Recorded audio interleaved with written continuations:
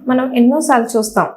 కొంతమంది ఎక్కువసేపు ఎండలో నుంచున్నప్పుడు, లేకపోతే చిన్న పిల్లల్ని చూస్తాం ప్రేయర్ లైన్లో నుంచున్నప్పుడు కొంతసేపుకి కళ్ళు తిరిగి పడిపోతారు.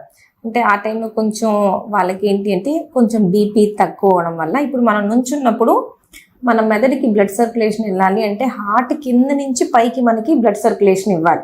సో బీపీ డౌన్ అయినప్పుడు ఏంటి అంటే పైకి సర్క్యులేషన్ సరిగ్గా వెళ్ళక బ్రెయిన్కి సరైన ఆక్సిజన్ అందక బ్లడ్ సర్క్యులేషన్ తగ్గి మనకు కొంచెం బూజరగా అనిపించి తిరుగుతున్నట్టు అనిపించి కింద పడిపోతారు. సో ఇది సింకపీ అంటాం అన్నమాట మెడికల్ లాంగ్వేజ్లో. సో ఎప్పుడైనా కానీ మనకు తెలిసిన వాళ్ళకు ఇట్లా కళ్ళు తిరిగి పడిపోయేటట్టు ఉంటే మాత్రం అన్నిటికన్నా ఇంపార్టెంట్ థింగ్ ఏంటి అంటే ఇప్పుడు మనం స్ట్రెయిట్గా పడుకొని ఉన్నాం అనుకోండి, బీపీ తక్కువ ఉన్నా కూడా హార్ట్ నుంచి బ్రెయిన్కి బ్లడ్ వెళ్ళిపోద్ది. అదే కూర్చొని నుంచున్నప్పుడు ఏంటంటే పైకి వెళ్ళటానికి బీపీ అనేది సరిపోదు.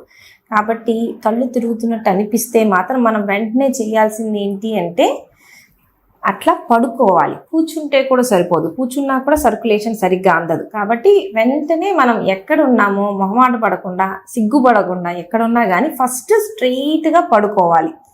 దానికి తోడు ఎవరైనా హెల్ప్ చేసే వాళ్ళు ఉంటే, ఒకవేళ మన వాళ్ళు ఎవరైనా ఇట్లా కళ్ళు తిరుగుతున్నాయి అంటే అట్లా కిందకి పడుకోగానే కాళ్ళు రెండింటిని మనం పైకెత్తాలి. ఎందుకంటే కాళ్ళల్లో చాలా బ్లడ్ స్టోర్ అయ్యి ఉండిద్ది మన బాడీలో. సో మనం కాళ్ళు పైకి ఎత్తంగానే ఆ బ్లడ్ అంతా హార్ట్కి వెళ్ళిపోతుంది. హార్ట్ అనేది బ్రెయిన్కి సర్క్యులేట్ చేసిద్ది. సో ఇట్లా పడిపోతున్నప్పుడు మన కాళ్ళకి రక్త సరఫరా అనేది మనకి పెద్దగా అవసరం లేదు బాడీకి ఆ టైంలో.